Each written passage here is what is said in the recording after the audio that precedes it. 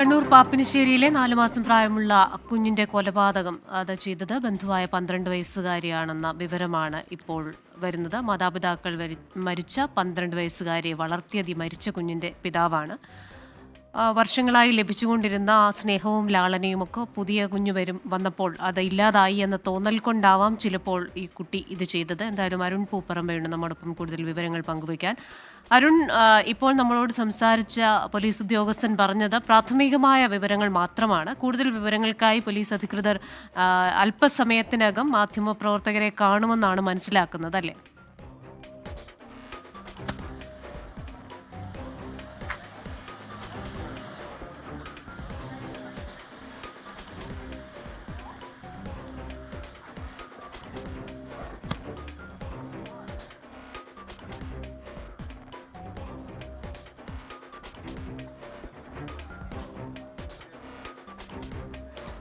അരുൺ പൂപ്പറമ്പയാണ് വിശദാംശങ്ങളുമായി നമ്മോടൊപ്പം ചേർന്നത്. അരുൺ, കേൾക്കാമെങ്കിൽ ഈ കൊലപാതകം നടത്തിയത് 12 വയസ്സുകാരിയാണ്. അതിനുമായി ബന്ധപ്പെട്ട പ്രാഥമികമായ വിവരങ്ങളാണ് അല്പസമയം മുമ്പ് പോലീസ് ഉദ്യോഗസ്ഥർ നമ്മളോട് പങ്കുവച്ചത്. ഒപ്പം തന്നെ കൂടുതൽ വിശദാംശങ്ങളുമായി എന്താണ് ഇതിൻ്റെ കൂടുതൽ കാരണങ്ങൾ മറ്റും പോലീസ് അധികൃതർ അല്പസമയത്തിനകം മാധ്യമങ്ങളെ കാണും എന്നാണ് പറഞ്ഞിരിക്കുന്നത്. അത്തരത്തിൽ ഒരു മാധ്യമപ്രവർത്തകരെ ഇപ്പോൾ പോലീസ് അധികൃതർ കാണുമോ? വിവരങ്ങൾ എന്താണ്?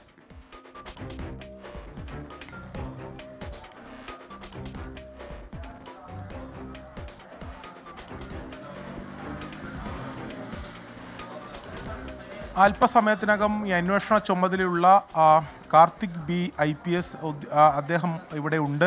അദ്ദേഹം ഈ കാര്യങ്ങളെ സംബന്ധിച്ച് വിശദീകരിക്കുമെന്നാണ് നമുക്ക് മനസ്സിലാക്കാൻ സാധിക്കുന്നത്. ഇപ്പോൾ പോലീസ് ഉദ്യോഗസ്ഥർ, വളപട്ടണത്തെ പ്രധാനപ്പെട്ട ഉദ്യോഗസ്ഥർ ഉൾപ്പെടെ ഇവിടെ ഉണ്ട്. അവർ ഈ സ്റ്റേഷനകത്ത് അതുമായി തുടർ നടപടികളെ സംബന്ധിച്ച് ആലോചിച്ചുകൊണ്ടിരിക്കുകയാണ്. ഈ കുട്ടിയും നിലവിൽ ഈ കേസിൽ പ്രതിയായിട്ടുള്ള 12 വയസ്സുകാരിയും ഈ പോലീസ് സ്റ്റേഷനകത്ത് ഉണ്ട്. എന്തായാലും സത്യത്തിൽ വളരെ ഞെട്ടിപ്പിക്കുന്ന ഒരു സംഭവമാണ്. ഒരു 12 വയസ്സ് പ്രായമുള്ള ഒരു കുഞ്ഞിനെ കൊലപ്പെടുത്താൻ തീരുമാനിക്കുന്നു. ആ റൂമിനകത്ത് കിടന്നു ഉറങ്ങിക്കൊണ്ടിരുന്ന കുഞ്ഞിനെ എടുത്ത് കിണറ്റിൽ വലിച്ചെറിയുന്നു. അങ്ങനെ മരണം സംഭവിക്കുന്നു എന്നൊക്കെ പറഞ്ഞാൽ ഒരുപക്ഷെ നമുക്ക് വളരെ ഞെട്ടിപ്പിക്കുന്ന ഒരു സംഭവമാണ്. എങ്ങനെയാണ് ആ കുഞ്ഞ് അത്രത്തോളം ഒരു മാനസികാവസ്ഥയിലേക്കൊക്കെ എത്തിയത് എന്ന് സംബന്ധിച്ചൊക്കെയാണ് സ്വാഭാവികമായും ചർച്ചകൾ ഉണ്ടാവുക, അല്ലെങ്കിൽ അത്തരം ആലോചനകളൊക്കെ ഉണ്ടാവുക.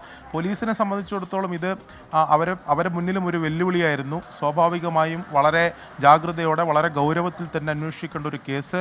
പ്രാഥമികമായിട്ടുള്ള അന്വേഷണത്തിൽ തന്നെ ഇത് കൊലപാതകമാണെന്ന് കണ്ടെത്തുന്നു.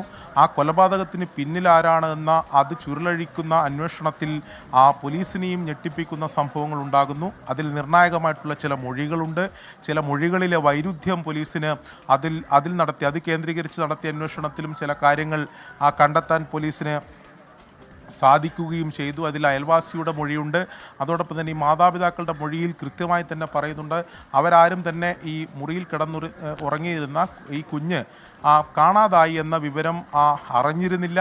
പിന്നീട് ഈ 12 വയസ്സുള്ള കുട്ടി ഈ മുറിയിൽ തിരിച്ചെത്തിയതിന് ശേഷം, അതായത് ശുചിമുറിയിൽ പോയി അതിനുശേഷം തിരിച്ചെത്തി എന്നതാണ് പറഞ്ഞിരുന്നത്. അങ്ങനെ തിരിച്ചെത്തിയതിന് ശേഷം ഈ മാതാപിതാക്കളോട് ഈ കാര്യങ്ങൾ പറയുന്നു. ഇപ്പോൾ അജയകുമാർ എന്നൊരു നാട്ടുകാരൻ കൂടി നമ്മളോടൊപ്പം ടെലിഫോൺ ലൈനിൽ ചേരുകയാണ്.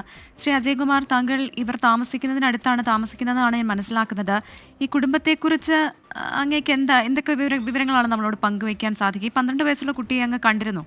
അതെ, 12 വയസ്സുള്ള കുട്ടീനെ സ്ഥിരമായിട്ട് കാണുന്നതാണ്. കടയിലെല്ലാം പോകുമ്പോൾ ഇവർ വരുമ്പോഴെല്ലാം കാണുന്നതാണ്. പക്ഷെ ഇങ്ങനെ ഒരു അസ്വസ്ഥതയില്ല കുട്ടിയായിട്ടൊന്നും കണ്ടിട്ടില്ല. ഇങ്ങനെ ഒരു എപ്പോഴും ഈ കുട്ടീനെല്ലാം എടുത്ത് നടക്കലെന്നെല്ലാം നമ്മൾ കാണുന്നുണ്ട്. സാധാരണ ചെറിയ കുട്ടീനെ സാധാരണഗതിയിൽ ഈ 12 വയസ്സുള്ള കുട്ടി ചെറിയ കുട്ടിയെ തന്നെ എടുത്ത് നടക്കാറുണ്ടായിരുന്നോ?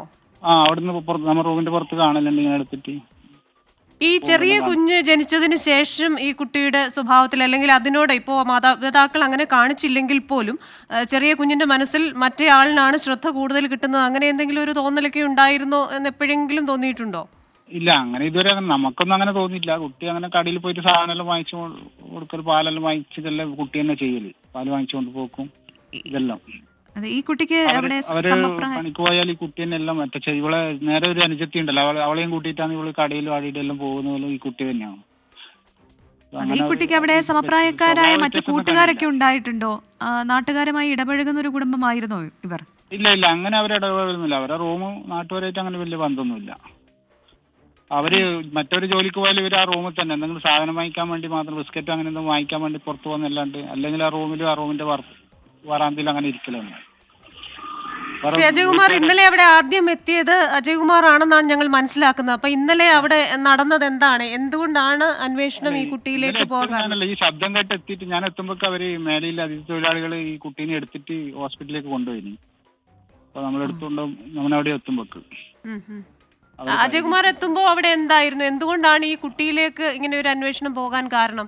അല്ല, കുട്ടിയെ പറഞ്ഞത്, കുട്ടി നമ്മൾ ചോദിക്കുമ്പോൾ കുട്ടി പറഞ്ഞു ഞാൻ ബാത്റൂമിലേക്ക് പോകുമ്പോൾ കുട്ടി അതിൻ്റെ ഉള്ളിലുണ്ടായിന് വരുമ്പോൾ കാണുന്നില്ല എന്ന് പറഞ്ഞു. പിന്നെ ചോദിച്ചപ്പോൾ പിന്നെ വേറെ മാറ്റി പറഞ്ഞു, ഞാൻ ഒച്ച കേട്ടതാ കിണറുന്നു, വീഴുന്ന പോലെ ഒച്ച കേട്ടിന്, അങ്ങനെ പലതായിട്ട് ഇങ്ങനെ മാറ്റി മാറ്റി പറയുകയും ചെയ്യുന്നു. ഇവിടെ ഒരുപാട് വീടുകളൊക്കെ ഉള്ളൊരു പ്രദേശമായിരുന്നോ അജയ്കുമാർ? ഈ ഒരു സ്ഥലം, ഈ സ്ഥലത്തെക്കുറിച്ച് അറിയാൻ വേണ്ടി ചോദിച്ചതാണ്. അങ്ങനെ അല്ല, ഇവിടെ അടുപ്പിച്ചടുപ്പിച്ച് വീടുകളുള്ള ഒരു പ്രദേശമാണ്, അങ്ങനെ തന്നെ? ഈ ഒരു ക്വാർട്ടേഴ്സ് അടുത്തടുത്ത് എല്ലാവരും 10-25 മീറ്ററിനുള്ളിൽ തന്നെ കുറെ വീടുകളെല്ലാം ഉണ്ട്. അവന്റെ വീട് ഒരു 10 മീറ്റർ വ്യത്യാസമില്ല ഇവരെ ക്വാർട്ടേഴ്സുമായിട്ട്. ഈ വീട്ടിലെ ഈ കുട്ടിക്ക് എന്തെങ്കിലും തരത്തിലുള്ള ബുദ്ധിമുട്ടുണ്ടായിരുന്നോ ഈ 12 വയസ്സുകാരിക്ക്? ഇല്ല, അങ്ങനെയൊന്നും നമുക്ക് ഇതുവരെ തോന്നി. നമ്മൾ പിന്നെ നേരിട്ട് അങ്ങനെ കോണ്ടാക്ട് ഇല്ല, ഇങ്ങനെ ഒരു കാണലിന് മാത്രമേ ഇല്ലൂ. ഈ കുട്ടിയുടെ പെരുമാറ്റത്തിൽ കാരണം ഈ 4 മാസം പ്രായമായുള്ള ഒരു കുഞ്ഞിനെ കൊലപ്പെടുത്തുക എന്നുള്ള ഒരു തീരുമാനത്തിലേക്ക് എത്താൻ വേണ്ടിയിട്ട് അതിപ്പോ നമുക്ക് തോന്നുന്നു ഇവരെ മറ്റേ സ്വന്തം കുഞ്ഞിലുണ്ടാവുമ്പോൾ ഇവർക്ക് സ്നേഹം കിട്ടൂല എന്നുള്ള കാര്യം മനസ്സിലാക്കി അങ്ങനെ തോന്നി ചെയ്തതായിരിക്കും എന്നാ തോന്നുന്നത്. അല്ലാതെ വേറെ അത് അസ്വസ്ഥതയൊന്നും പ്രകടിപ്പിക്കുന്ന ഒരു കുട്ടിയല്ല. കൃത്യമായിട്ട് സാധനമെല്ലാം വാങ്ങിച്ച് എല്ലാം കൊണ്ടുപോകുന്നതെല്ലാം നമ്മൾക്ക് സ്ഥിരമായിട്ട് കാണുന്നത്. പാലും ബിസ്ക്കറ്റും എല്ലാം വാങ്ങിക്കാണ്ട്